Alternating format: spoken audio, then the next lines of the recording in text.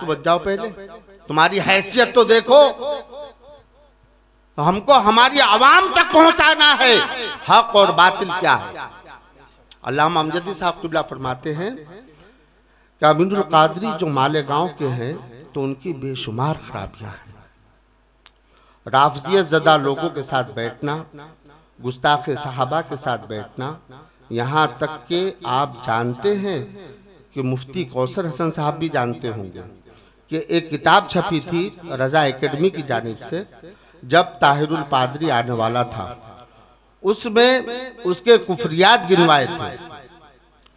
वो piece conference को लेकर, जिसमें हरे रामा हरे कृष्णा बुद्धा वगैरह के नारे लगवाए थे, और उलमा के ताहिर के ऊपर कुफ्र का हुक्म है। ये अल्लामा अमजदी साहब क़िबला कह रहे हैं। किसके? यानी अमीन के ताल्लुक से नहीं कह रहे, ताहिर पादरी के ताल्लुक से, कि उलमा का उसके ऊपर हुक्म कुफ्र है। अब मुफ्ती कच्छ जो पक्का मिनहाजी था, वो उसकी जो मज़ार बनाई गई है, अमीनुल कादरी दो दो मर्तबा जाकर फातिहा पढ़ता है और माअज़ल्लाह रहमतुल्लाह अलैह मिनहाजी को कहता है। माअज़ल्लाह।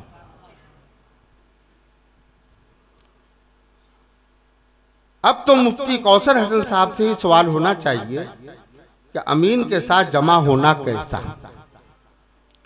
जब इतनी सारी बातें, और ये तो है ही है, आप यूट्यूब के ऊपर देखो अमीन मालेगावी की बयान करता तकरीरें, कितनी राफजियों की गड़ी हुई हदीसें, मौजू हदीसें बयान करता है,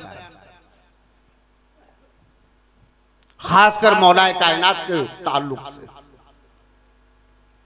तो ऐसे के बयान में बैठना कैसा, ये तो सवाल किया हजरत ने है? और अपनी आवाम से कहा कि आप एहतियात करो, आप मत जाओ ऐसे प्रोग्राम, आप बायकाट करो उस प्रोग्राम का। अब इस बात के ऊपर इसमें कोई हुक्म नहीं है, इल्जाम है। राफजियत ज़दा लोगों के साथ बैठना, गुस्ताखान सहाबा के साथ बैठना, ये हुक्म नहीं बयान कर रहे हैं, ये इल्जाम है हजरत का, ये हुक्म नहीं है। अब उस पर आप बैठे के बयान करने लग गए।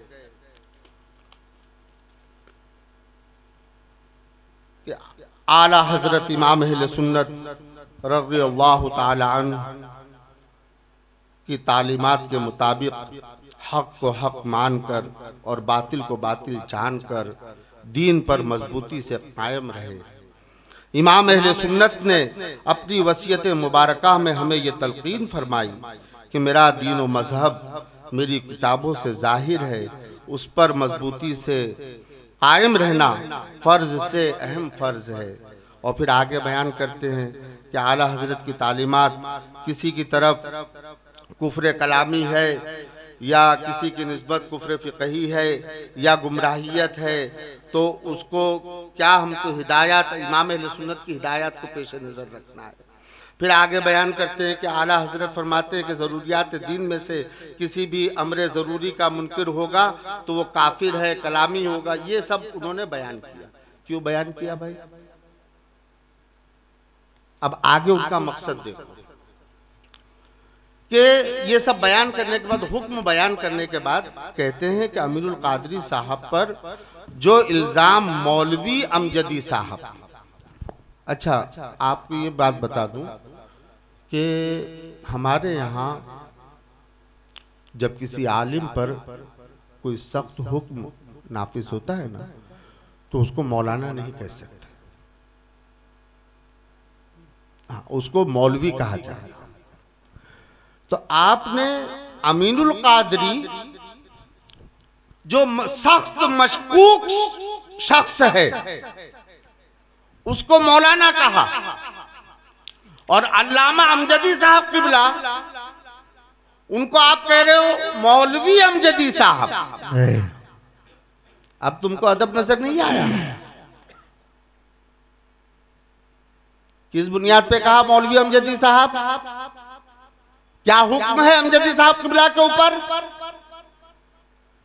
और पहली बात तो ये कि तुम वहां बैठे हो नागपुर के कोने के अंदर, वहीं पर जमे रहो ना। क्या जरूरत, तुम अपना देखो यार, खुद के तुम्हारे ठिकाने नहीं है, तुम्हारे नाना के ठिकाने नहीं है, और दूसरे अकाबिर उलमा के ऊपर उंगलियां उठाते हो। सिर्फ बायकाट का हुक्म दिया तो उस पर हिकाम नाफिज करने लग गए।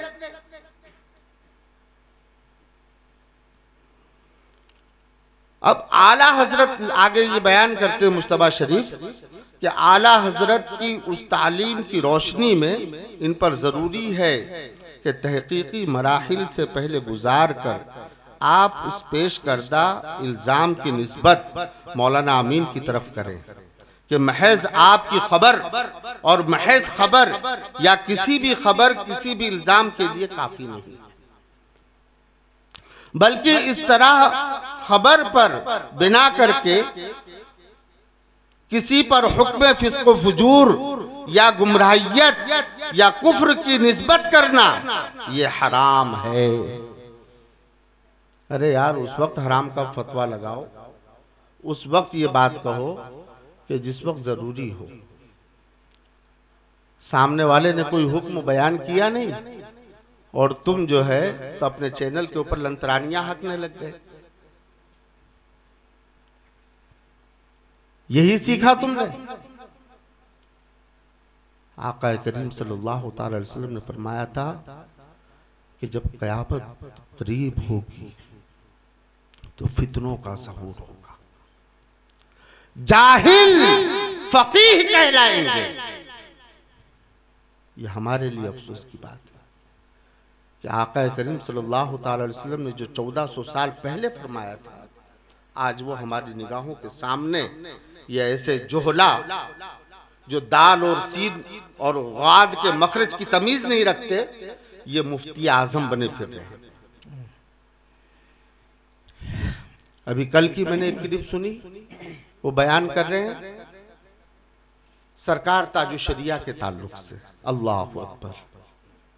आला हजरत की फतावा रज़विया शरीफ का हवाला दिया और बयान करते हैं कि हुक्म में ताखीर करना कैसा,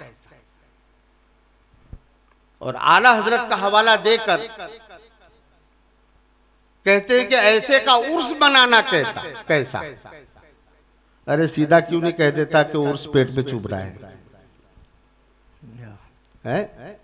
जब तुम इतने ही इल्म वाले हो और सरकार इमाम अहले सुन्नत फाजिल बरेलवी रज़ियल्लाहु ताला अन्हु की तालीमात पर इतना ही अमल है, तो तुमने और तुम्हारे उस्ताद ने सरकार ताजुशरिया के इंतकाल पर पर्चा क्यों भेजा, इजहार ताज़ियत क्यों किया? नहीं करना था तुमने।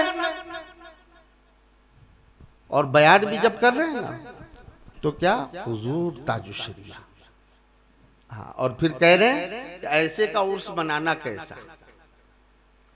अल्लाह, अजीब इल्म है इनका। और अल्लामा अमजदी साहब क़िबला से टकराने की बात कर रहे हैं।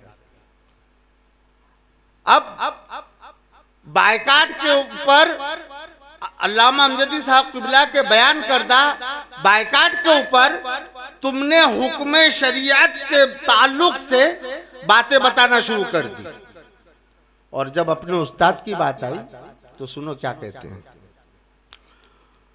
दूसरी बात उन्होंने ये जिक्र की, किन्होंने?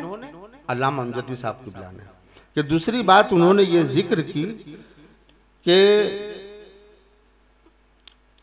इल्जामात कारी ज़हीर साहब पर इतमाम हुज्जत की है। हुजूर सुल्तानुल उलमा, एक सवाल का जवाब दे दो दोस्त, तुमको मुफ्ती आज़म महाराष्ट्र का खिताब किसने दिया वो तो हमको पता हो गया है, लेकिन ये सुल्तानुल उलमा का खिताब किसने दिया? मैंने तो ये सुना है कि शागिर्द ने दिया है। हाँ, मन तुरा हाजी बुगो तू मुरा हाजी बुगो। अरे जालिमो, उलमाए अहले सुन्नत के इन अजीम अलकाबात को इस तरह से रोड छाप बनाकर तुम आवाम के ज़हन फिक्र पर क्या दबाव डालना चाहते हो, क्या ज़हन देना चाहते हो, क्या तालीम देना चाहते हो? आने वाली कल कोई देवबंदी ये कहेगा कि आला हजरत भी माअज़ल्लाह ऐसे आला हजरत बन गए।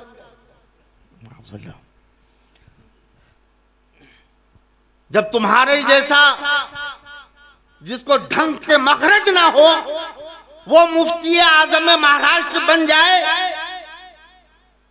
वो बन सकता है, तो फिर तो अहले सुन्नत अल्लाह ही रहम करे। बयान करते हैं कि सुल्तानुल उलमा मुफ्ती कौसर हसन साहब क़िबला मद्दज़िरुल आली ने जो इल्जामात, यानी इसमें उनका मकसद ये है कि अल्लामा अमजदी साहब क़िबला ने एक सवाल कायम किया क़ारी ज़हीर के ताल्लुक से कि हम उस शख्स के बारे में क्या सोच रखते हैं, वो जाने। तुम्हारे सुल्तानुल उलमा उन्होंने सन 2000 के आसपास एक पर्चा ज़हीरुद्दीन के खिलाफ शाये किया था और उस पर्चे का नाम था इत्माम हुज्जते ताम्मा।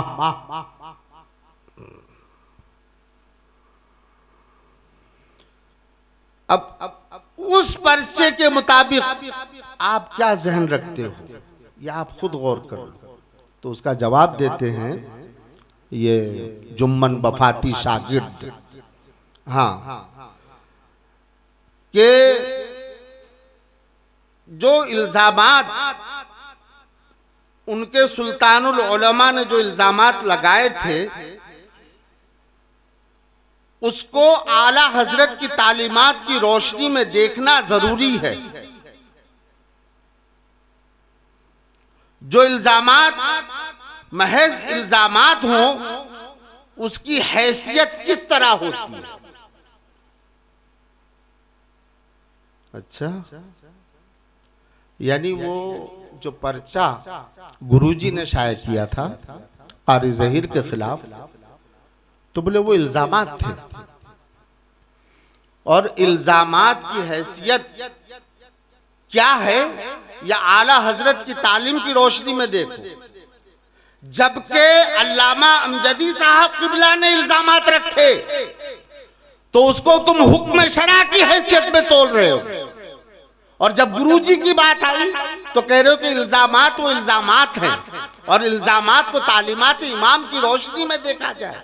अरे मैं कहता हूं कि खाली मुझे ये बता दे कि इत्माम हुज्जते ताम्मा ये जो हेडिंग दी गई थी इसका मतलब क्या होता है? ये किसी इल्जाम पर दिया जाता है या किसी हुक्म नाफिज करने पर दिया जाता है?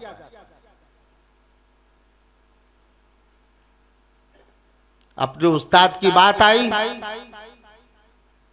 तो इल्जाम कह दो कि उन्होंने तो इल्जाम लगाया था क़ारी ज़हीर पर। इत्माम हुज्जते ताम्मा क्या है ये इल्जाम है ये।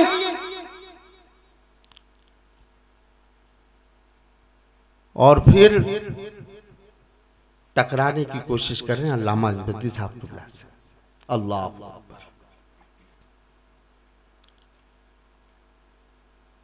हकीकत ये है कि अब सरकार ताजुशरिया ने, देखो एक बात याद रखो कि सरकार ताजुशरिया मसलके आला हजरत कि वो कश्ती है कि उसमें जो सवार हो गया वो पार हो गया। बेशक, सुभान अल्लाह। और जो उस कश्ती से उतर गया वो गर्क हो गया। या ताजु शरिया जो तेरे दर से यार फिरते हैं, वाह, दर बदर यूं ही ख्वार फिरते हैं। बेशक। सरकार ताजु शरिया की जात, अल्लाह अकबर। और ये सरकार ताजु शरिया की कश्ती से उतरने का नतीजा है कि बोखला गए। अपनी सूरती में बोलते भेमला गए। समझ नहीं पड़ रही ली, क्या करूं मैं। तो जो मुंह में आया, जब अमीनुल कादरी पर इल्जाम की बात आई तो उसको हुक्म में गिन लिया, और अपने गुरुजी की बात आई तो उसको इल्जाम में डाल दिया। तो इतमाम हुज्जते ताम्मा, बताओ, ये तुम्हारा इल्म है और ये तुम्हारी इल्मी सलाहियत है। नहीं चाहिए हमको ऐसा, और ना ही हमको तुम्हारी जरूरत है। तुम जहां बैठे हो ना वहीं बैठे रहो। तुम्हारा जो ग्राउंड जहां तक है वहीं तक महदूद रहो। गुजरात की तरफ रुख करने की कोशिश मत करना, क्योंकि यहां पर सरकार ताजु शरिया के एक से एक कुत्ते रहते हैं जो चीर के रख देंगे। बेशक। क्या दबे जिस पे हिमायत का हो बच्चा तेरा, शेर को खतरे में लाता नहीं कुत्ता तेरा। बेशक। अल्लाह अकबर। या रसूल अल्लाह। ताजु शरिया, ताजु शरिया,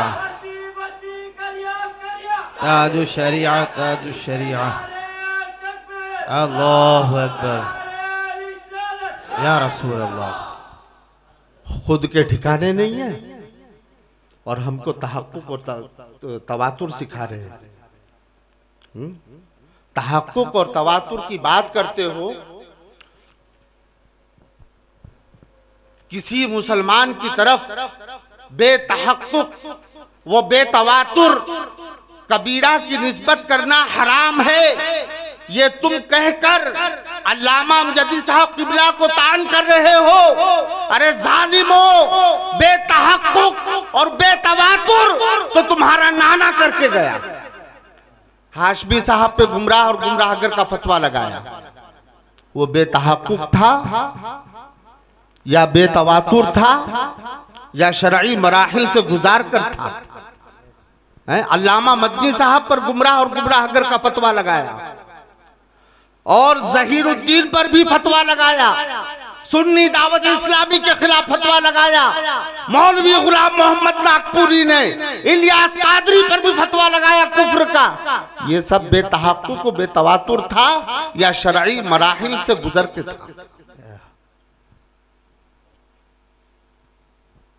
अगर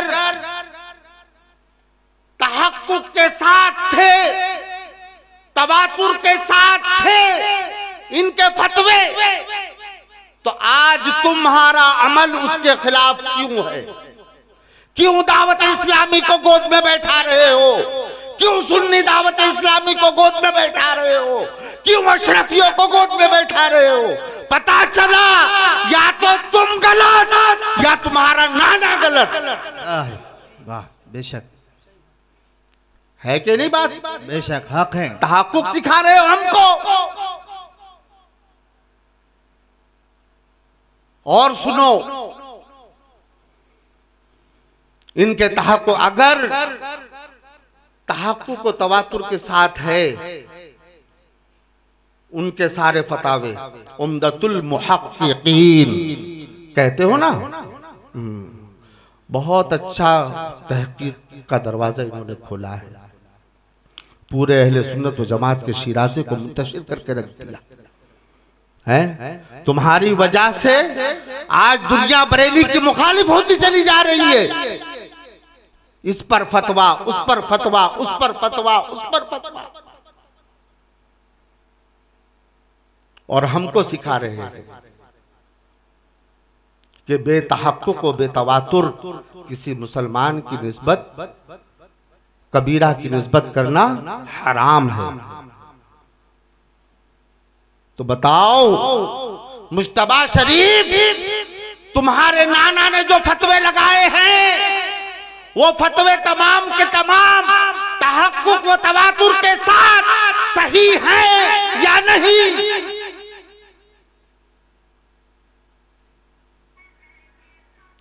अगर सही नहीं है, जैसा कि आज तुम्हारा रद्द अमल है, इत्तेहादे अहले सुन्नत के नाम पर जिन जिन लोगों के खिलाफ मौलवी गुलाम मोहम्मद नागपुरी ने फतवे लगाए थे, उन सबको तुमने अपनी गोद में बिठा लिया है। तो इसका मतलब ये कि नाना गलत थे। तो ऐसे नाना का उर्स मनाना कैसा? वाह, क्या हुआ? कयामत क्यों नहीं आती?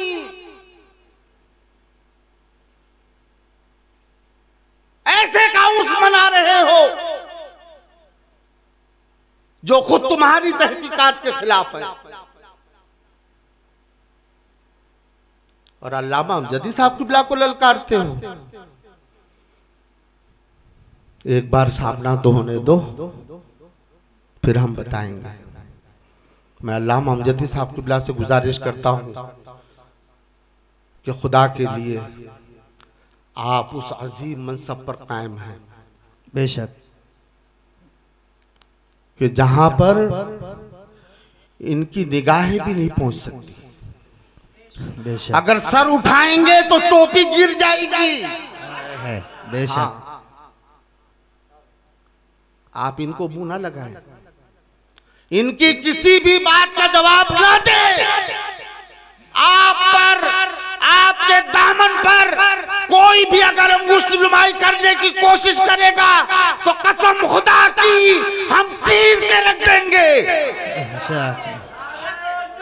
अल्लाह अकबर, या रसूल अल्लाह, जिंदाबाद, जिंदाबाद, अल्लाह अकबर, या रसूल अल्लाह। अब तहक्कुक और तवातुर की बात है। सुनो, नागपुर के करीब एक गांव है, उसका नाम है गोंदिया। गोंदिया में एक मजलिस हुई। उस मजलिस में कुछ लोगों ने मौलवी गुलाम मोहम्मद नागपुरी से शिकायत की कि कासिम पठान जो कुफरियात में मुब्तला था वो मर गया, तो उसकी नमाजे जनाजा शमीम नूरी साहब ने पढ़ाई। अब जब शिकायत करने वाले ने शिकायत की तो मुफ्ती का काम क्या है कि भाई कासिम पठान तो एक मुसलमान का नाम है,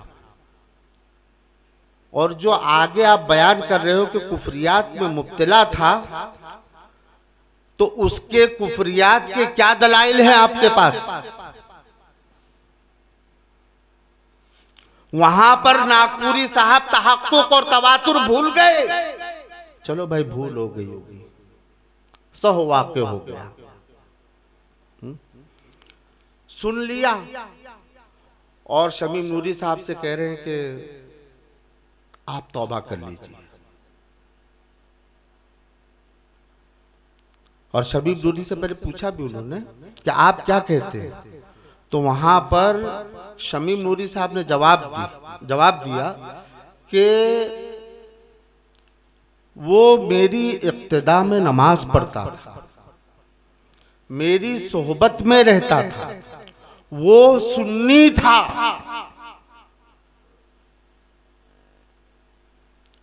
तो अब तो याद आ जाना चाहिए कि भाई एक तरफ जाहिल आवाम कह रही है कि वो कुफरियात में मुब्तला था, और एक तरफ उसी मस्जिद का अहले सुन्नत व जमात की मस्जिद का एक सुन्नी इमाम इस तरह की बात कर रहा है। तो अब शरीयत मुतहरा की रोशनी में तहक्कुक व तवातुर हासिल किया जाए? नहीं। अल्लामा शमीम नूरी साहब से तौबा करवा ली। अब वहां जबरदस्ती इसलिए लफ्ज इस्तेमाल किया गया है कि ये मौलवी गुलाम मोहम्मद नागपुरी एक जिम्मेदार आलिम थे, हमारा उनसे कोई जाती इख्तिलाफ नहीं है। हाँ, उन्होंने सुन्नियत का बहुत काम किया है, लेकिन शरीयत मुतहरा है। मैंने तो यहाँ तक सुना है कि नागपुर के अतराफ में सरकार ताजुशरिया को गांव-गांव लेकर घूमने वाले और सिलसिले रिजविया की इशाअत करवाने वाले हैं।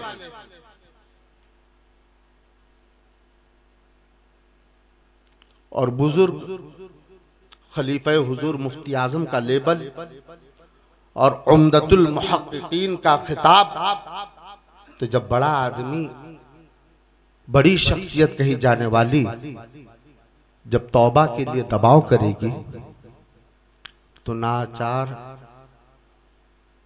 उन्होंने कहा ठीक है, मैं तो आप कह रहे हैं तो मैं तौबा कर लेता हूं, लेकिन मैं उसको काफिर नहीं मानता। और ये जो बातें बता रहा हूं ना, ये शमीम नूरी की तहरीरों से नहीं है, ये खुद मौलवी गुलाम मोहम्मद नागपुरी की तहरीरों में मौजूद है, जो मैंने अपनी किताब सरकार ताजुशरिया पर तान करने वालों की बेगोर व कफन लाश, हाँ बेगोर व कफन लाश, नंगी लाश, कफन भी सड़ के गल गया, उसमें सब जमा किया है। और अनकरीब इंशाअल्लाह नागपुर से वो किताब शाये होने वाली है और मुफ्तियान किराम, उलमाए किराम की तस्दीकात के साथ सुभान अल्लाह इंशाअल्लाह तबारक व तआला। तो उन्होंने तौबा करवा ली। अब तौबा करवाने के बाद मामला वहां पर खत्म हो गया, जो सब अपने अपने चले गए। बाद में शमीम नूरी साहब ने सवाल कायम किया कि भाई आपने मुझे किस बुनियाद पर तौबा करवाई? मैंने तो उसका काफिर होना तस्लीम नहीं किया। तो नागपुरी साहब ने उस बात को तहक्कुक व तवातुर से शरई मराहिल से गुजारने की बजाय उस तौबा को ही दलीले कुफरे कासिम पठान बना लिया कि अगर आपने तौबा कर ली है, अब तौबा करने के बाद अगर आप मुसलमान कहते हो उसे, तो आप पर कुफ्र, और आपने जो तौबा की है, तो अगर आप पूरी तरह से मुसलमान जानते थे तो आपने तौबा क्यों की? एक मुसलमान के नमाज जनाजा पढ़ाने के ऊपर तौबा क्यों की? यानी उस तौबा को ही दलील कुफ्र कासिम पठान बना लिया। अच्छा, दूसरी बात, ये इल्मी गुफ्तगू है, लेकिन मैं शॉर्ट में आपको बताता हूं, क्योंकि ये बहुत बड़े साहिब इल्म फजल बन रहे हैं। हमारे जान अल्लामा अमजदी साहब किबला उनसे टकराने की बात कर रहे हैं, इसलिए इनके इल्म को मैं तोलता हूं। दो मुझे जवाब। इन्होंने, इनके उस्ताद ने, जिनको ये सुल्तानुल उलमा कहते हैं, उन्होंने किताबें लिखी मौलवी गुलाम मोहम्मद नागपुरी की ताईद में। सब कुछ लिखने के बाद आखिर में उनको ये कहना पड़ा कि मुफ्ती साहब से खता फिल फिक्र हुई है, भूल हो गई, और उस भूल को साबित करने के लिए फतावा शरीफ के हवाले पेश करना शुरू कर दिया।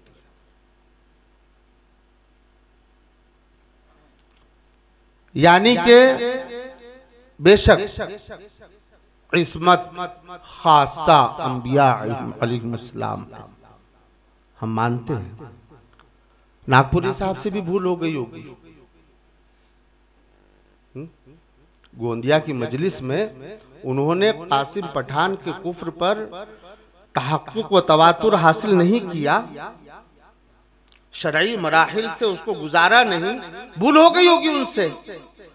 लेकिन सरकार ताजुशरिया ने, हुजूर मुहद्दिसे कबीर ने और कई उलमाए कराम ने एक बार नहीं, बार बार बातचीत के जरिए, गुफ्तो शुनूद के जरिए, तहरीरों के जरिए उनको समझाने की कोशिश की, हक उन तक पहुंचाने की कोशिश की। लेकिन आप तारीख उठाकर देखो वो आखिर तक अपने उस पर अड़े रहे। और सरकार ताजुल शरिया का यह कहना था कि इन्होंने एक नहीं 2 मुसलमानों को कुफ्र में ढकेल दिया। तो भूल हो गई थी आपके सुल्तानुल उलमा के वक्त को। तो सरकार ताजुल शरिया ने मुत्तला किया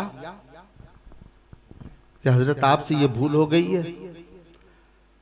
हुजूर अमीरुल मोमिनीन फिल हदीस हुजूर मुहद्दिसे कबीर ने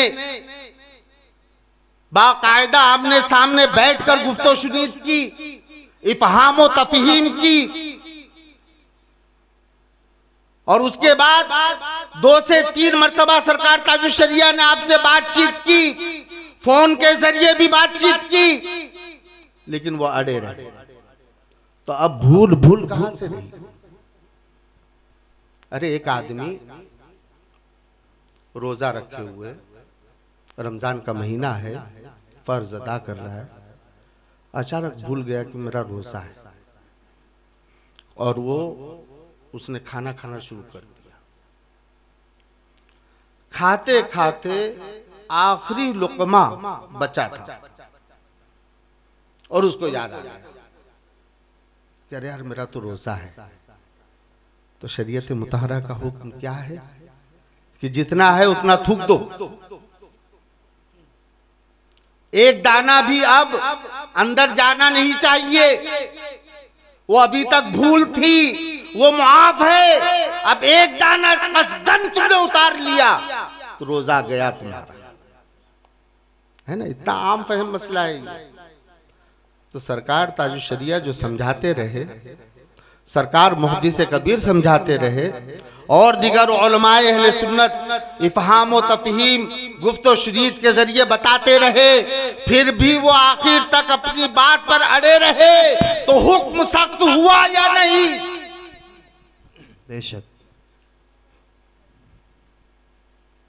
कितना सख्त होगा किसी मुसलमान को पहले तो कहा होगा, भूल में कह दिया होगा, लेकिन जब असल मसला तुम्हारे सामने आ जाए तो इमाम अहले सुन्नत फाजिल बरेलवी रज़ियल्लाहु ताला अन्हु क्या फरमाते हैं, सुनो।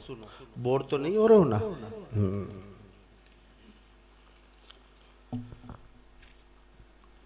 झूठा मसला बयान करना सख्त शदीदा कबीरा है।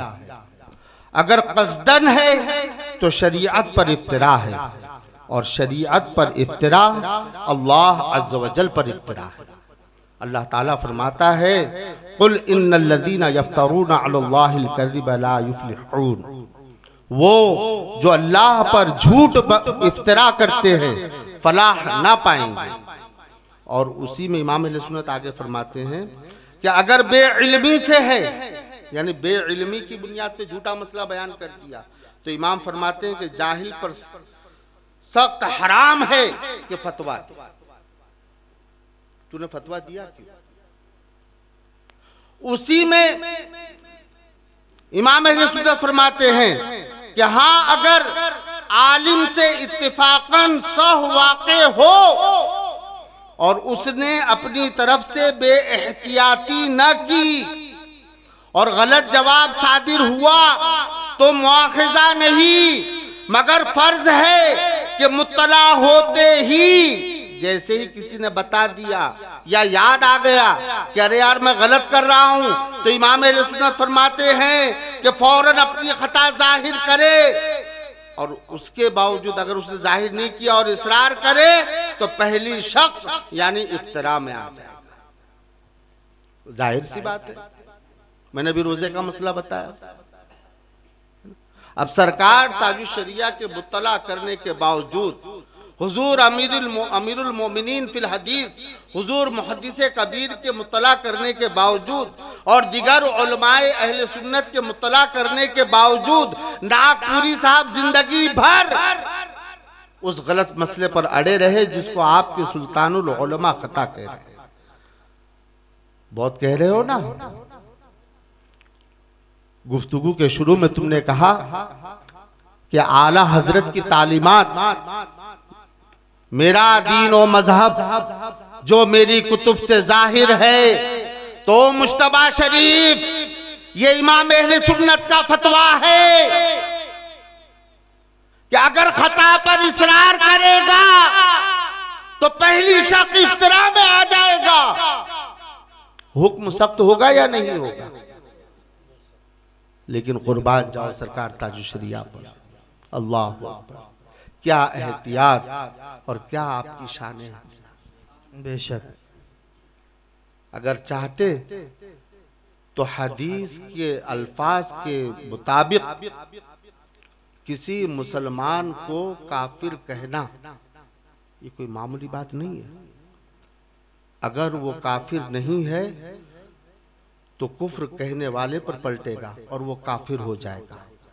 ये आक़ाए करीम सल्लल्लाहु अलैहि वसल्लम के फरमान है।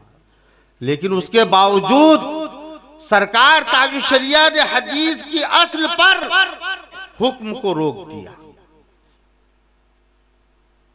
कि हुक्म कुफ्र लौटा, लेकिन उसके आगे ये नहीं कहा कि और वो काफिर, बल्कि सुकूत इख्तियार कर दिया। अगर काफिर कह देते तो आज तुम कहीं के नहीं रहते। एहसान मानो सरकार ताजुल शरिया का। और वो आला हजरत के मसनद पर बैठे हुए थे। अगर वो चाहते और सख्त हुक्म नाफिज कर देते तो आज तुम्हारा नामो निशान ना रहता। लेकिन क्या किया मेरे ताज ने कि सुकूत फरमाकर ये कहा कि उनका उर्स मत मनाओ। और सुकूत कफ़े लिसान का मतलब क्या होता है? हुक्म को लटका दे, यानी अल्लाह पर छोड़ दिया। मैदान महशर में उस पर फैसला होगा। रही बात दुनिया की तो यह है कि उनका उर्स ना मनाया जाए। उनका उर्स मनाना नाजायज व हराम, और उर्स में लोगों को शिरकत के लिए लेकर जाना गुमराही फैलाना, और वो काम तो तुम कर रहे हो। सरकार ताजुल शरिया का हुक्म तो इमाम अहले सुन्नत की तालीमात के ऐन मुताबिक है।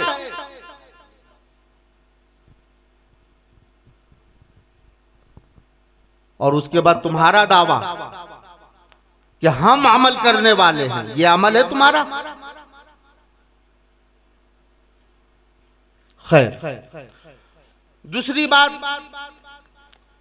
कि अल्लामा इस्माइल अमजदी साहब किबला ने जब बायकाट के ताल्लुक से बयान किया तो ये बताया कि मुफ्ती कौसर हसन साहब ने नागपुरी साहब को बचाने के लिए इमाम अहले सुन्नत के हवालों में काटपीट की है और अपनी बात पेश की है। उस पर मुश्तबा शरीफ कहते हैं कि सुल्तानुल उलमा यानी अपने उस्ताद के बारे में बताते हैं कि एक हवाला ऐसा बता दो कि जो काट काट कर पेश किया गया, 10,000 रुपया इनाम दिया जाए। 10,000 रुपये इनाम दे रहे हैं। अब मैं उनको 25,000 रुपए का इनाम दूंगा। और सिर्फ काटा नहीं है, कतर बुयूनत चूहे की तरह से कतर कतर के पेश किया है। सुनो हवाला, ज़ेले इंतशार, मैं उसको ज़ेले इंतशार कहता हूं। ज़ेले इंतशार नामी किताब जो नागपुरी साहब की ताईद में उनकी जो खता थी मुत्तला होने के बावजूद उसको भूल में खपाने के लिए किताब लिखी गई। उस किताब के सफा 13 पर मुश्तबा शरीफ के उस्ताद लिखते हैं कि क्या अहले इल्म से वो हिकायत मख्फी है कि वो हजरात जो अहले इल्म थे उनमें एक की तरफ से दूसरे की तकफीर ही सादिर हुई थी। इमाम अहले सुन्नत फरमाते हैं कि मौलवी अलाउद्दीन साहब गरीब खाना पर तशरीफ लाए और एक रिसाला पेश किया जिसमें मौलवी अब्दुल रहीम साहब पर सख्त इल्जाम कायम करना चाहे, हत्ता के नौबत बतकफीर पहुंचाई। अब ये यानी बलरामपुरी साहब मुश्तबा शरीफ के उस्ताद लिखते हैं कि आला हजरत ने फतावा रज़विया शरीफ की जिल्द 12 में ये फतवा मौजूद है कि उसमें आला हजरत ने ये फरमाया कि मौलवी अलाउद्दीन साहब जो अहमदाबाद के मौलवी थे वो फ़कीर के घर तशरीफ़ लाए और एक रिसाला पेश किया जिसमें मौलवी अब्दुल रहीम साहब पर सख्त इल्ज़ाम कायम करना चाहे, हत्ता के नौबत व तकफीर पहुंचाई। बात समझ में आ रही है ना? तो आला हजरत ने उन्हें समझाया और उस रिसाले की इशाअत से बाज रखा और उन इल्जामात की गलती पर दोस्ताना मुतनब्बह किया। अब आगे उसमें बीच में इमाम अहले सुन्नत से रहू की वो तफहीम क्या होगी वो सब बयान किया इन्होंने। फिर लिखते हैं कि मौलवी अलाउद्दीन साहब ने गुजारिश फकीर को कबूल किया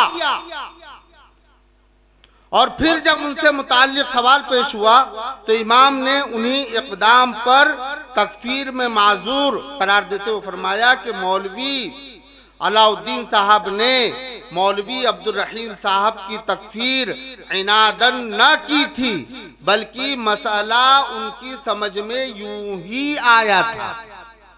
यह हवाला पेश कर दिया उसने।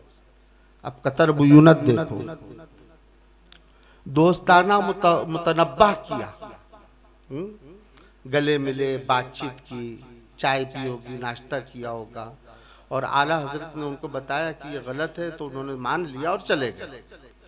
असल जो इबारत थी उसको यह हजम कर गए। मेरे इमाम अहले सुन्नत फरमाते हैं कि मौलवी अलाउद्दीन साहब ने बादे तफहीम फकीर रुजू की तो उन पर कोई सख्त हुक्म नहीं। ये मगज़े फतवा इबारत है। अरे रुजू कर लिया तो फिर अब क्या हुक्म रहेगा? और तकफीर करने वाले ने तकफीर की, जब उसको समझ में आ गया कि असल मामला क्या है क्या नहीं है, उसके बाद उसने तौबा कर ली तो इमाम फरमाते हैं तो उन पर कोई हुक्म नहीं। अब तौबा कर लिए, मसले को समझा तो तौबा की, तौबा कर लिए और तौबा करने के बाद अब अगर वापस दोबारा उस बात पर अगर वो इसरार करे, उद करे, तो जाहिर इमाम अहले सुन्नत फरमाते हैं कि हुक्म सख्त होगा। तो ये जो रुजू कर ली, बादे तफहीम फकीर रुजू कर ली, इतने अहम जुमले को खा गए। अब बताओ ये कतर बुयूनत है या नहीं है? मुश्तबा शरीफ अपने उस्ताद की किताब ज़ेले इंतसार के सफा नंबर 13-14 पर देखो,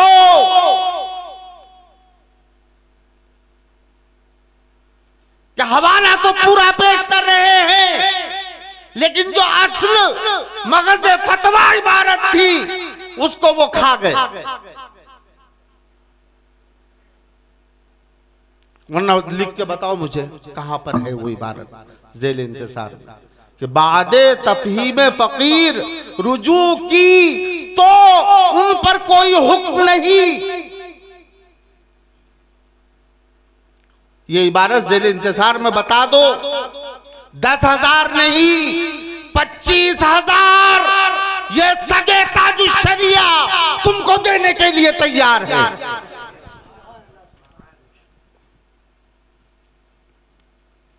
चैलेंज फेंकते हो, फिर वही बात आती है, तुम्हारे तो यार मखरज के ठिकाने नहीं है।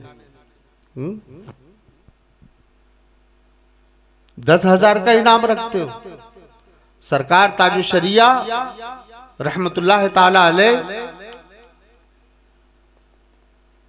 आपकी जात आग लगाने का काम नहीं करती थी।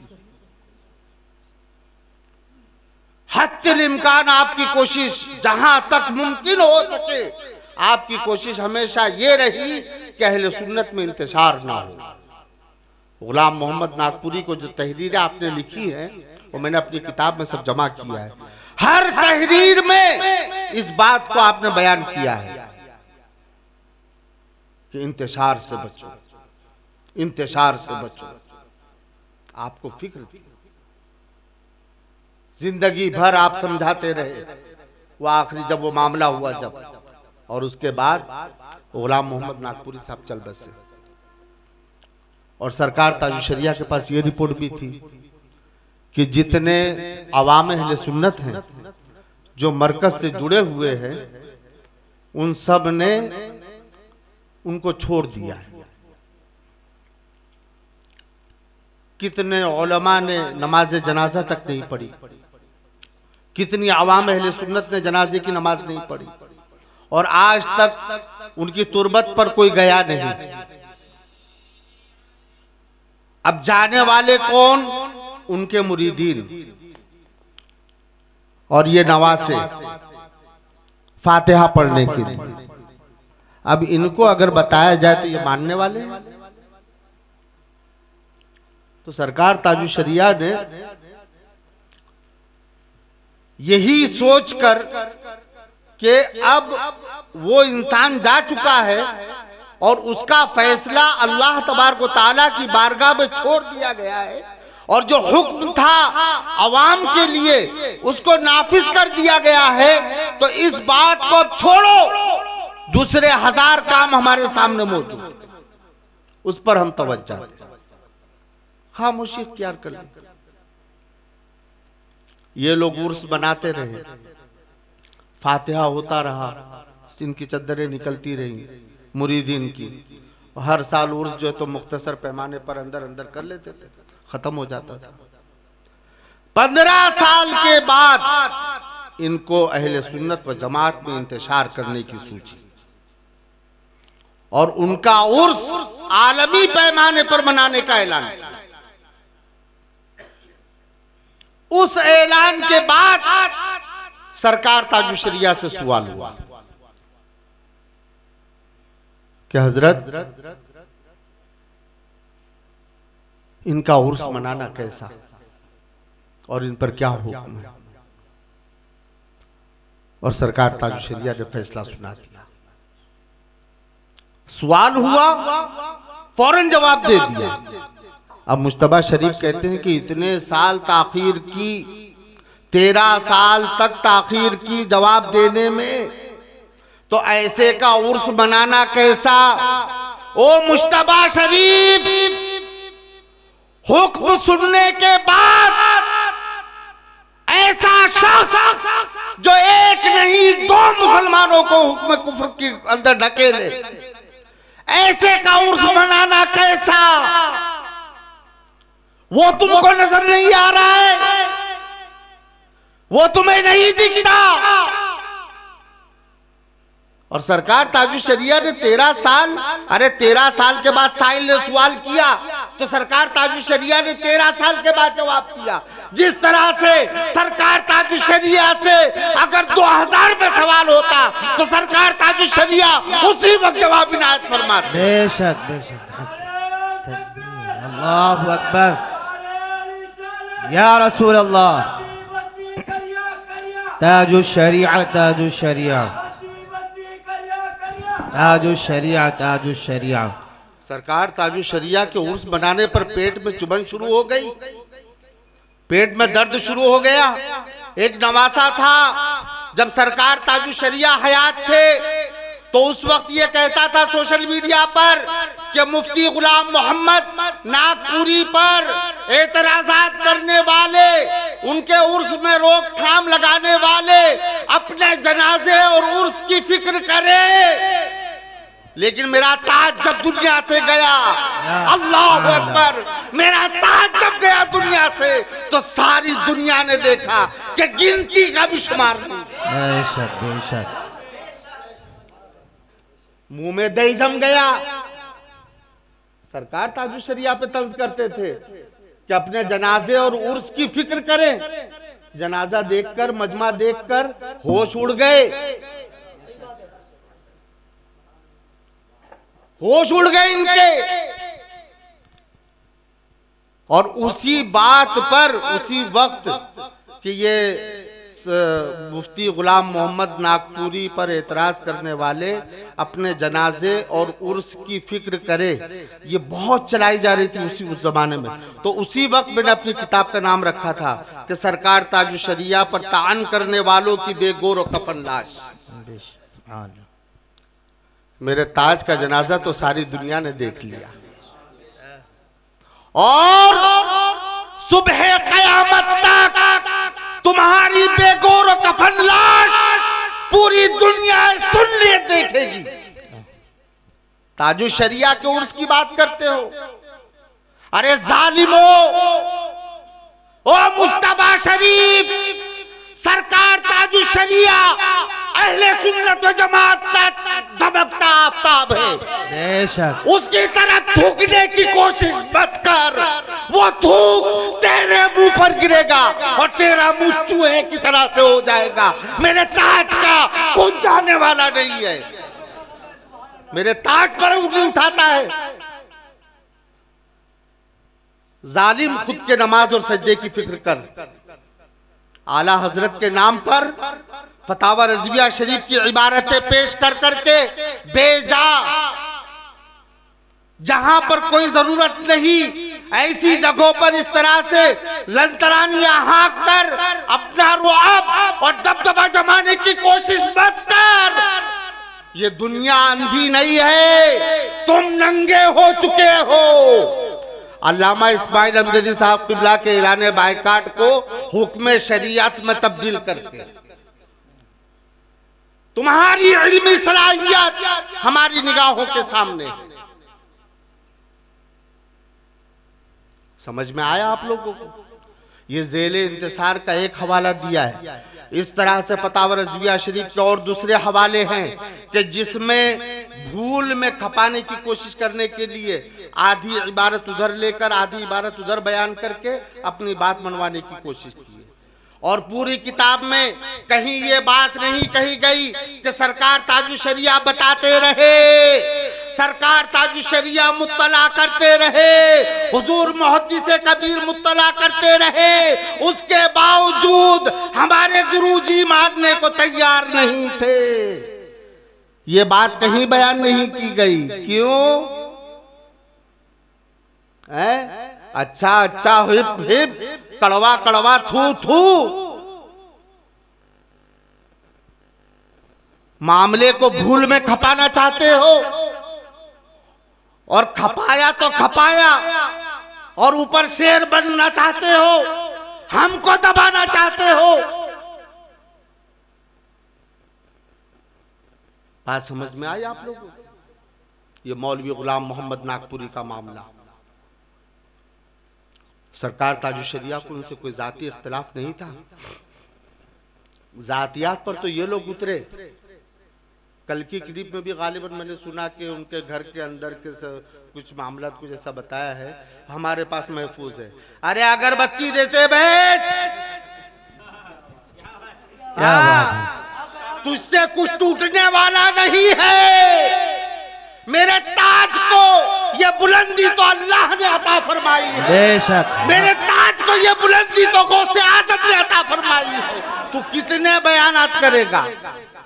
हैं? सब तेरे पास सलामत रख, अगरबत्ती की धुनी देना बैठकर। हाँ, तो दोस्ताने मोहतरम, एक बात याद रखो, हमारे लिए सरकार ताजुल शरिया की जात, अल्लाह अकबर, बस वही मशाले राह है। इस जमाने में जब तुम किसी से मिलो, जब तुम किसी के पास जाओ, तो उसके ईमान और अकीदे को जांचने के लिए सरकार ताजुल शरिया का नाम ले लो। अगर उसके चेहरा खुशी से खिल उठे तो समझ जाओ कि ये मरकज का सच्चा वफादार। और जिसके पेट में चुभन पैदा हो जाए, फिर वो चाहे कितनों आला हजरत करता हो, समझ जाओ वो गद्दार है। गद्दारी खुद करते हैं? मसलके आला हजरत के साथ गद्दारी खुद कर रहे हैं, अपने नाना की तहकीकात के साथ गद्दारी खुद कर रहे हैं, और हमसे कहते हैं कि मसलके आला हजरत का गद्दार मत बनो। उल्टे चोर को तवाल को डांटे। हाँ, है ना? चोरी खुद करी और चोरी करने के बाद शोर भी खुद मचाया। चोर मचाए शोर। हक से बद हो के जमाने का भला बनता है। मैं खूब समझता हूं मुअम्मा तेरा, तुम क्या हमारे अकाबरीन से बात करोगे? अपने आप को देखो, पहले उस लायक बन जाओ। अरे मैं तो तुमसे ये गुजारिश करूंगा, मुफ्ती आजम महाराष्ट्र, हाँ वो बड़ी शिन में क्यों अदा करूं, मुफ्ती आजम महाराष्ट्र बनने के अगर ख्वाब अगर नजर आ रहे हैं ना, तो बरेली के किसी ताजदार के बच्चे के पास तिफले मकतब हो जाओ, अली बा की तख्ती पढ़, अपने मखारिज को दुरुस्त कर, और उसके बाद बड़ों की बारगाह में जानुए अदब होना, इल्म हासिल करना, मरकज का सच्चा वफादार बनना, और उसके बाद फिर आंखों से आंखें मिलाकर बात करना। और अगर ऐसे ही आओगे ना तो आंखें खुद ब खुद फूट जाएगी। हाँ, मैंने कहा ना कि सरकार ताजुशरिया मेरे वो रोशन आफताब, कि उनकी तरफ जो तुमने थूकने की कोशिश की है ना, उस थूक ने ही तुमको चूहा बना दिया। जालिमों, अब भी वक्त है, बाज आ जाओ। हम तुमको मुंह नहीं देते, हम अपनी आवाम से बात करते हैं, हम अपनी आवाम को रोकते हैं, हक और बातिल हम अपनी आवाम तक पहुंचाते हैं, और इंशाअल्लाह पहुंचाते रहेंगे। तुम्हारी हैसियत क्या है वे? तुमसे बात करें हम? अल्लामा इस्माइल अमजदी साहब किबला, सलाम उस मुजाहिद पर, हाँ, जिसने अहले सुन्नत व जमात की आबरू रखी। सलाम उस मुजाहिद पर कि जिसने सूरत में मरकज के वफादार पैदा किए। सलाम उस मुजाहिद पर कि जिसने हम जैसों को मरकज का वफादार बनाया। अबे तू क्या हमसे करेगा? जिंदाबाद, जिंदाबाद, जिंदाबाद, जिंदाबाद। आइंदा अगर मेरे अमजदी पर आंख उठाने की भी कोशिश की तो कसम खुदा की फोड़ डाले जाओगे, याद रखना।